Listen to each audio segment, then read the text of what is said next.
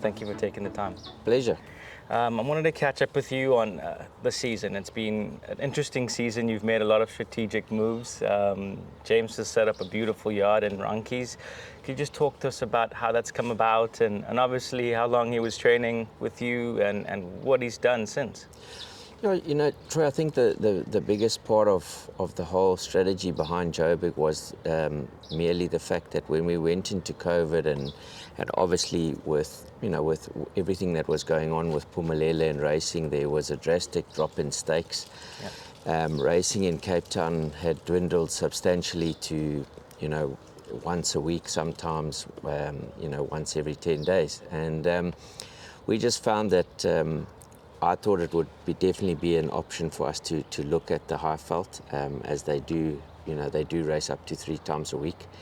And obviously we were also giving a lot of horses that weren't quite competitive in Cape Town. They weren't getting the opportunity to remain in the yard because the philosophy has always been that the horses, although it's fun for a lot of our clients, at the end of the day the horses still need to pull their weight and contribute towards their costs. And once horses become uncompetitive in Cape Town, I'm not a trainer who keeps horses. I like to suggest that they go to a place where they can possibly earn or retire. Yeah. And this gave us another avenue to send a lot of our existing horses and clients and send them up to Joburg and give them the opportunity to earn. And obviously hindsight, it's always easy, but it's actually worked exceptionally well for us. And I couldn't be happier with this as a first season.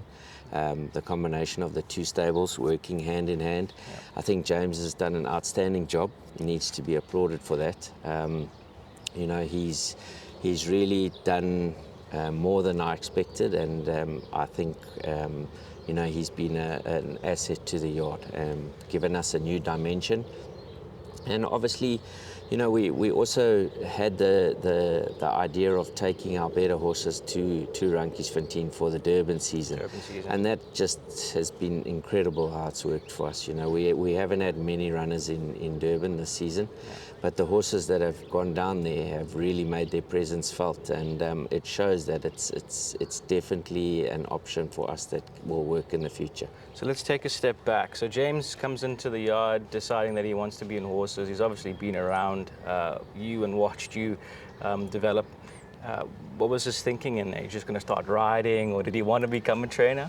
So, Troy, to be honest, I don't think he knew himself or exactly what role he wanted to do in the yard. At one point he was just basically working on the IT side and looking at stuff like that. And then he gradually got more and more involved with the actual day-to-day running of the horses. Yeah. And then I made him ride work for about 6 or 7 months, just so that he could get a different perspective of what the horse feels like under him, so that he could maybe relate closer to jockeys when they gave him feedback, and he would have a clearer understanding of terminologies, horses changing legs, horses taking second breaths, weakenings, things like that. So that worked out exceptionally well, and I think it was a very good platform for him to launch off. And obviously he was with me in Philippi for over 18 months, and then I sent him up to Joburg, and Mike was very kind to assist me with that, and he let James go and job shadow for 4 months at Ranjiesfontein. Yeah. Obviously with us having the long-term goal that we would open something there. So it gave James a nice, easy platform to be there for 4 months, understand how things work, understand understand the tracks, what to do and what not to do. And to be quite frank, who better to learn from than the master himself, in the center that he's grown up in. So a lot of things went right for us. We sent the horses up there in August. The last time I had a look at the stats, I think the yard in Joburg itself is at 98 runners. They've produced 16 winners in Joburg. It's an incredible strike rate. I mean, it's probably 22%. Yeah, I think the overall percentage was 16 and a bit, but our percentage at the VAR was very high. That was over 22%.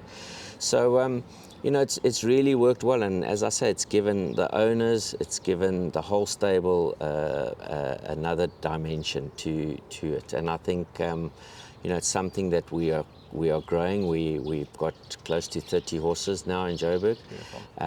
We're starting to attract the attention of a couple of local owners, whereas before it was purely from the Cape.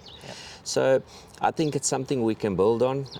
James is very passionate about it, and at the end of the day, it's going to be a business that he's going to be in control of long term. So he's got a lot to work for and a lot to look forward to. And to take it then to the step of raiding for Durban, because we're currently in the Durban season, and you had horses, and you said the long-term plan of using Joburg as the base for them. What was the thinking, and how did that actually work out in the end for you? Obviously, you had three stakes winners, probably from a handful of runners, so very positive in that regard. Yeah, very much so. Obviously, it's hard, Troy, to open yourself up to any satellite yard. So to have a satellite yard and to have the success we've had has been fantastic. But then to open a third yard becomes very difficult. It's a business that needs to be managed very carefully, and you need to have your finger on the pulse at all times. Yeah. So to spread yourself over 3 different centres, I just thought didn't make much sense at all.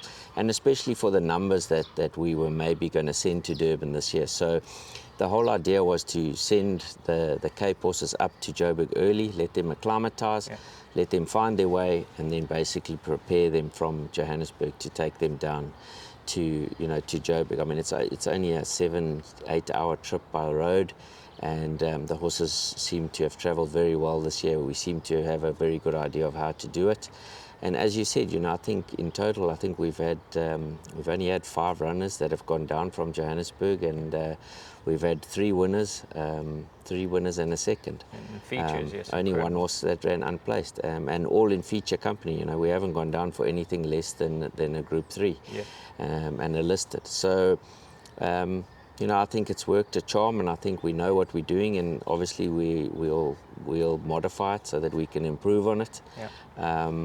But at the end of the day, I couldn't be happier. I think, the whole season as a whole, Cape Town has gone well. We've got a lot of young horses.